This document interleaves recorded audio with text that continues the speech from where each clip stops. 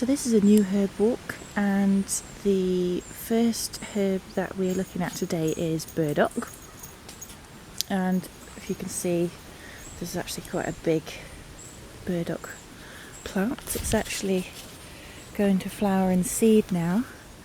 You can see those there. They have these very large leaves, a very prominent central vein. The seed heads will be spiky and quite easily identified. Most people will recognise a burdock plant when they do see it like that. This is actually in the second year of its growth. At the first year of its growth, it just gets a crown of leaves above the ground, and then in the second year is when it flowers and then goes to seed. It's the root of the burdock that's actually used medicinally. It's used as a blood cleanser. It's also edible, and it's the part that is used to make dandelion and burdock. The second plant today is pineapple mayweed.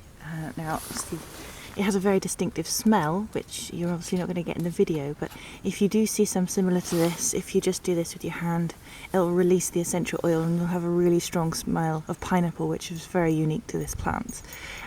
It is a type of mayweed, and because of the essential oils, it is going to have some anti-inflammatory properties as well as an insect repellent, but generally it's used as an edible plant. You can eat it, and people make it into a syrup and cordials in the same way that you would with rose or elderberry, elderflower, etc. The next plant I'm going to be talking about is hogweed, and I don't know if you can see, I'll try and get the whole plant in. This one is standing about just under 2 meters tall, and that's because it's very wet in this environment, so it does grow quite tall here. You'll notice the leaf shape and the colour of the leaf. This is part of the way to identify it between normal hogweed and a giant hogweed. So there are a couple of different ways, and I'll go through them. The first thing is that in a normal hogweed, the stems are hairy. They have small hairs, and in the normal hogweed, touching these hairs doesn't cause you any problems. You don't get a skin reaction. Whereas in the giant hogweed, if you were to touch the hairs of the stem of giant hogweed, you would actually get a burn to the hand. So the leaves are very distinctive, and the leaves actually have sedative properties.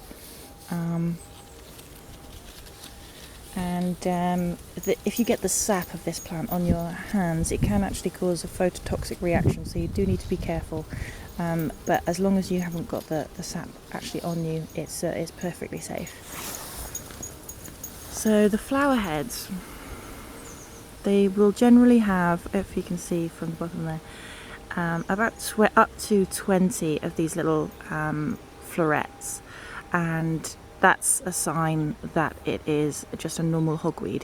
A giant hogweed would have somewhere between 30 to 60 of the florets, so you can count those if you are trying to identify the two.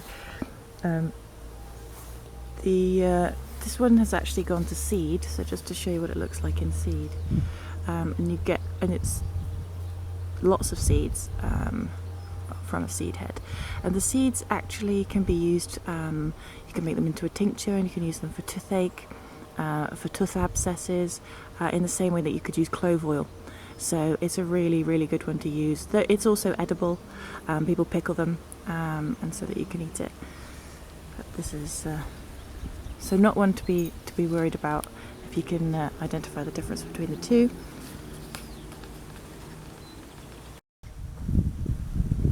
This next one is one of my favourite plants, and certainly a group of plants that are my favourites. And this is a hedgewound wort, and it's a mint family. As you can see from the leaf, it does look very mint-like. And it was traditionally used to pack head wounds, so it is a wound healer, and it has been used for head wounds for hundreds of years, especially in Wales. There's a big history of that. Generally not used as much now, in this particular species in herbal medicine, but yeah, still a very good wound healer and anti-inflammatory as well. So this next one is elder, and this, as you can see, you can see the elder flower, but that's now going over. And if I can just show you here, this one is actually so far along, it's actually producing the berries, so it's actually gone into fruit there. So the leaves, quite easy to identify. Just have a look at that. And there aren't too many that have the very aromatic white flowers, so it is quite easy to be able to identify an elder tree. So elderflower, it dries out mucous membranes, and so it's very good for hay fever and colds and flus. And elderberry is an excellent antiviral, so very good to boost the immune system. If we just go down, I've just got another plant here. So this one, if I can just get you to be able to see, is Herb Robert, which is this one here. And it's got a pink flower. It starts off with a red stem, and then you mostly just see the red in the joint there of the plant. Quite distinctive leaf shape, and this plant is actually a natural insect repellent, and you can make it into a tincture really to be able to extract that. And it's a wound healer as well, and it is also what's called an adaptogen, which allows you to be able to do more in stressful situations, and gives you more energy. So yes, that's Herb Robert. It's a geranium. If you can see there, its characteristics there are very similar to others in the geranium family.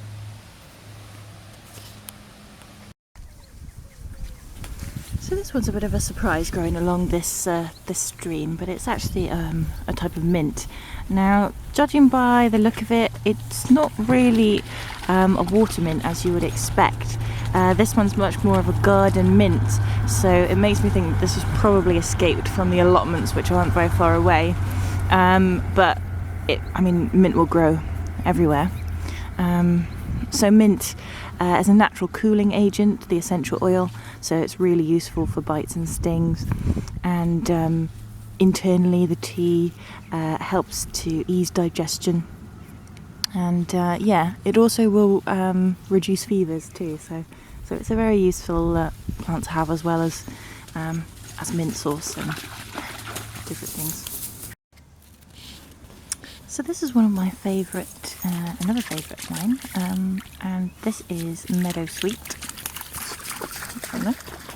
And you can see, I always think that the flower looks quite candy floss like. It's got this very fluffy feel and look to it.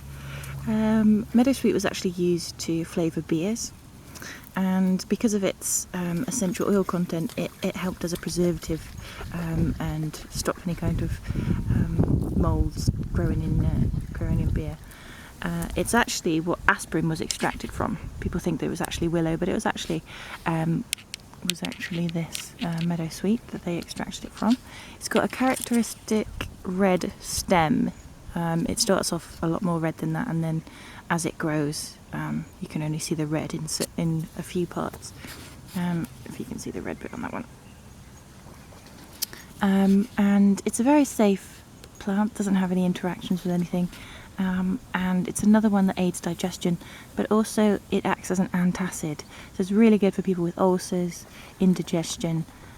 They can have this even if they're taking medication for that. So yeah, very safe, and is an anti-inflammatory just as aspirin is, but it does not have any side effects that the aspirin has. So it's very unique in that, and it's a very safe one to have as a tea, or you can have it as a tincture. It's generally used as a tincture for the more anti-inflammatory things like rheumatoid arthritis, and then as a tea for more stomach problems. And that's my dog.